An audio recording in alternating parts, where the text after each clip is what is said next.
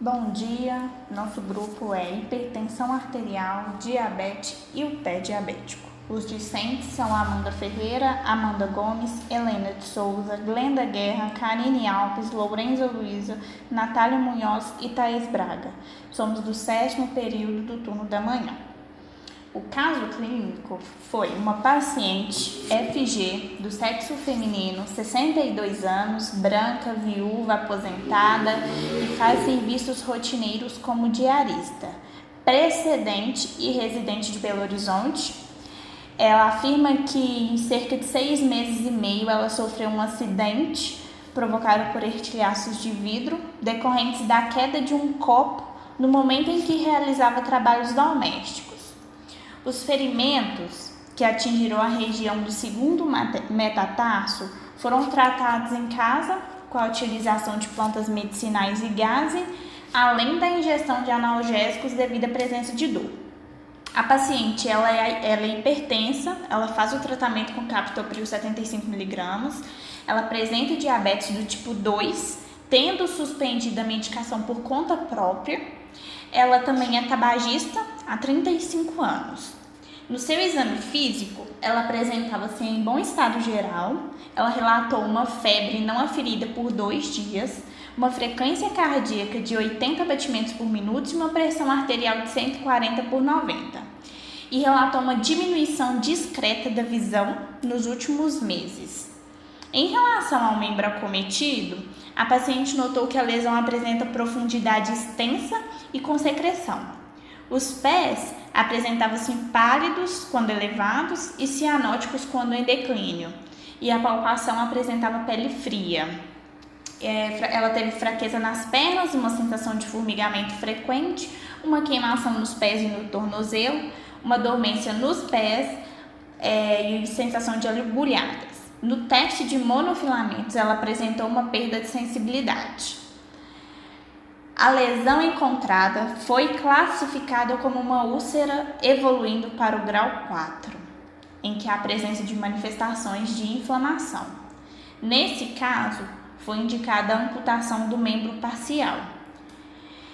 Fazer o controle regular do diabetes e da hipertensão arterial e diminuir o tabagismo.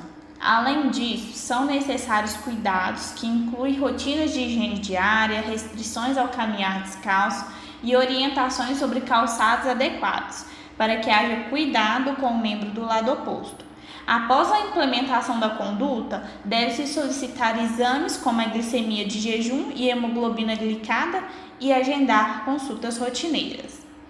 Mas então, por que hipertensão arterial e diabetes mellitus? Apesar delas serem doenças diferentes, elas estão relacionadas e têm traços em comum, especialmente pelo fato de apresentarem causas, fatores de riscos, complicações e tratamento bastante semelhante. A hipertensão ela é definida como uma pressão arterial acima de 140/90. Ela é caracterizada pelo aumento anormal e por um longo período da pressão que o sangue faz ao circular pelas artérias do corpo. A pressão alta, ela interfere nos vasos que irrigam a retina, tecido no fundo do olho, para a captação das imagens. E é por isso que alguns hipertensos relatam de visão embaçada. Além disso, outras complicações o indivíduo pode vir a sofrer pela oscilação da mesma. AVE e insuficiência renal são alguns exemplos. Lembrando que é uma doença geralmente silenciosa, mas se os sintomas abaixo surgirem com frequência, provavelmente ela já estará em uma fase mais avançada. O ideal, portanto, é detectá-la com exames, como dor de cabeça, falta de ar, visão emborrada, zumbido no ouvido, tontura, dores no peito. A diabetes ela é uma doença crônica na qual o corpo não produz insulina do tipo 1 ou não consegue empregar adequadamente a insulina que produz no tipo 2. Elas resultam em muito açúcar no sangue, um alto nível de glicose no sangue. E como nossa paciente teve diabetes do tipo 2, eu vou falar um pouquinho dela. Ela ocorre quando o organismo não consegue usar a insulina que produz para o seu devido propósito ou não produz insulina suficiente para que o nível de glicose no sangue seja controlado.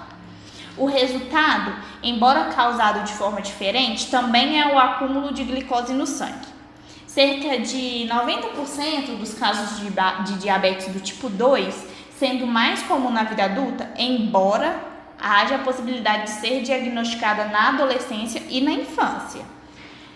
Alguns sintomas do diabetes são a perda de peso, a visão embaçada, o excesso de urina, a cicatrização lenta, muita sede e fadiga.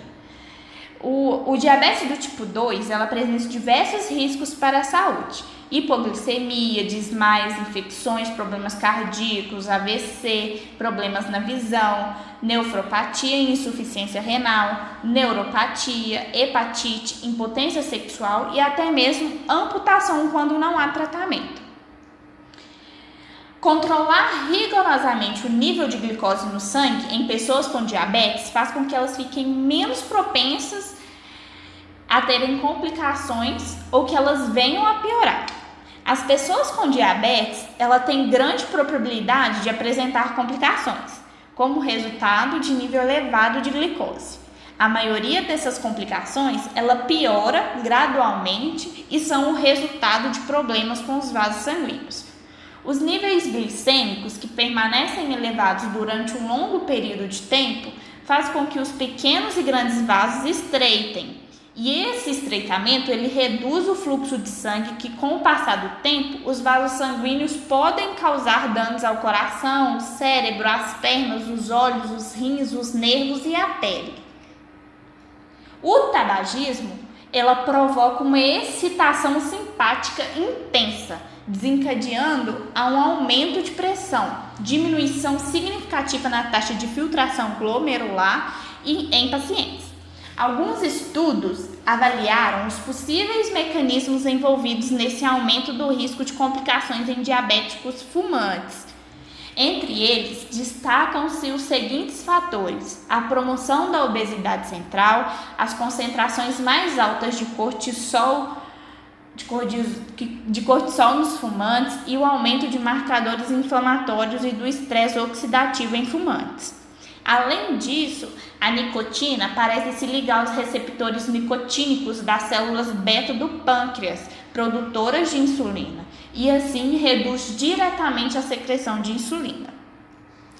Os pacientes hipertensos e diabéticos, eles têm uns riscos altos de desenvolverem retinopatia diabética, porque ambas as doenças, elas provocam lesões na retina. O diabetes está entre as principais causas de cegueiras, independentemente de serem tratados ou não com a insulina. Repetidas exposições a níveis elevados de açúcar, que é a glicose, no sangue, fazem com que as paredes dos vasos pequenos, mesmo os da retina, fiquem debilitados e faz com que estes vasos sejam mais propensos a lesões. A lesão dos vasos sanguíneos da retina provoca derrames de sangue e de fluido da própria retina. No tratamento, precisamos controlar a glicemia e a pressão arterial. Mas então, o que é o pé diabético? O pé diabético é uma complicação da diabetes e se caracteriza por uma úlcera, que ela pode ser agravada por uma infecção ou por alguma alteração neurológica, ortopédica ou vascular. Os sintomas mais comuns são o ressecamento, o vermelhidão, o inchaço, as fissuras, os formigamentos, as alterações nas unhas e o aumento da temperatura. Como acontece? Com o passar do tempo, as diabetes levam à neuropatia, causando um prejuízo nos nervos e resultando em deformações nos ossos e nos músculos dos pés, que reduz gradativamente a sensibilidade da pele, fazendo com que o paciente perca a capacidade de sentir dor, não percebendo as feridas e assim não se preocupando com o tratamento. Eles são classificados por grau. O grau 0 não tem nenhuma lesão aberta e pode ter deformidade ou celulite. O grau 1 é uma úlcera diabética superficial, a espessura é parcial ou total. O grau 2 é a extensão da úlcera até o ligamento, tendão, a cápsula articular ou a fáscia profunda sem abscesso ou osteomielite. O grau 3 é uma úlcera profunda com abscesso, osteomielite ou sepse articular. O grau 4, gangrena localizada no antepé ou no calcanhar. No grau 5, envolvimento gangrenoso extenso de todo o pé. O tratamento da hipertensão arterial é particularmente importante nos pacientes diabéticos, tanto para a prevenção da doença cardiovascular quanto para minimizar a progressão da doença renal e da retinopatia diabética. O tratamento não farmacológico ele tem como objetivo reduzir o peso, fazer prática de exercícios físicos, tem uma moderação no consumo de sal, de álcool e o abandono do tabaco. O tratamento farmacológico não existe critérios que devem ser considerados na escolha, mas existe avaliação da presença de comorbidade, lesão em órgãos-alvo, história familiar, idade, gravidez e posologia. O tratamento farmacológico da diabetes, além da terapia, exige sempre uma administração de insulina. A meta terapêutica no diabetes é conseguir o menor valor de hemoglobina glicada possível, na ausência de hipoglicemias, o que previne complicações microvasculares e neuropáticas. Também tem a avaliação e o cuidado com os pés, que a gente faria com o paciente, que é a complicação mais frequente no diabetes, caracterizando como a principal causa de amputação não traumática dos membros inferiores. Vários estudos provaram que a taxa de amputação ela pode ser reduzida em mais de 50% se as seguintes estratégias forem implementadas. Fazer a inspeção regular dos pés e dos calçados, o tratamento preventivo para os pés e com os calçados adequados para os pacientes com pé em alto risco, a abordagem multifatorial e multidisciplinar de lesões, o acompanhamento contínuo de pacientes com úlceras prévias no pé, o diagnóstico precoce de doença vascular periférica e registro de imputações e úlceras. A fisioterapia, ela encarrega de zelar pela boa qualidade de vida do paciente, e aí vamos realizar exercícios de fortalecimento dos braços para que assim sustentem melhor o peso do corpo ao usarem muletas. Também é possível fortalecer o membro contralateral e outras estruturas que ficaram preservadas após a intervenção. Na adaptação ao uso da prótese, são realizados treinos específicos de marcha, de equilíbrio e de coordenação. Esse último com e sem o uso de muletas para locomoção, dependendo da utilização. Nesta fase, o que se busca é preparar o indivíduo para andar sozinho, com mais autonomia, equilíbrio e coordenação. E aqui as referências da onde a gente tirou.